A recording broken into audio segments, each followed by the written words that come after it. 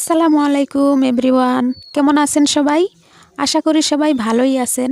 আমিও আল্লাহর রহমতে ভালোই আছি। আজ আমি আপনাদের সামনে নতুন একটি ড্রয়িং ভিডিও নিয়ে হাজির হলাম। কিভাবে খুব সহজে একটি ঘোড়া আঁকানো যায়। ঘোড়াটি আঁকানোর জন্য প্রথমে আমি একটা বৃত্ত এঁকে নিলাম। তারপর বৃত্তের সাইডে আরেকটি ছোট চিকন করে বৃত্ত এঁকে নিলাম। তারপর বৃত্তের উপরে বাম সাইডে একটি লম্বা দাগ টেনে নিলাম। তারপর বৃত্তের দাগ বরাবর লাগিয়ে পেটের লাইনটি ও পিঠের লাইনটি টেনে নিলাম। ঘোড়ার মাথাটা আঁকার জন্য উপরে লম্বা দাগ বরাবর আউটলাইনটি এঁকে নিলাম।